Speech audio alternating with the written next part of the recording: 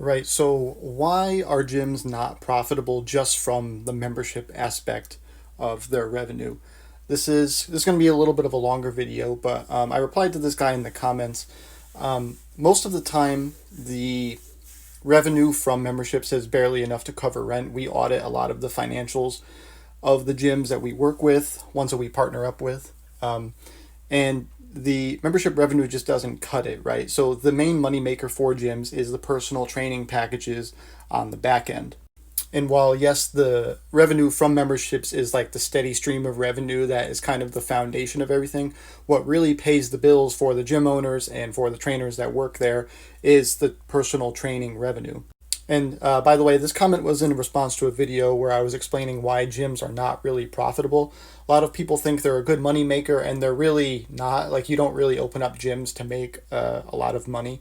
That's just not how it works. Typically, most gyms are working with operational margins of around 10% or less.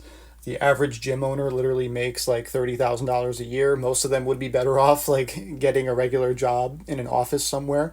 So gyms don't make as much money as people think they do.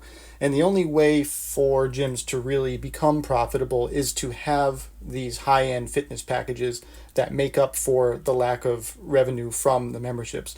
And you have to remember most gyms are paying rent in commercial real estate areas. Some of the gyms we talk to that are in really like, high cost premium areas with a lot of foot traffic, so their rent is really high.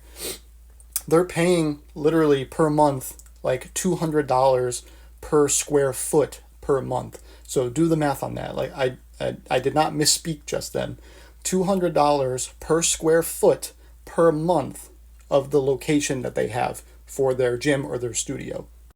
Now that's going to be on the high end, obviously, but just put that in perspective a little bit. How much money you need to make up front every month just to cover the cost of that goddamn rent.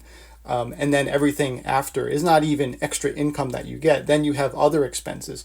There's equipment maintenance, there's payroll, there's cleaning supplies, stuff like that. So, it's not a very high margin business to begin with.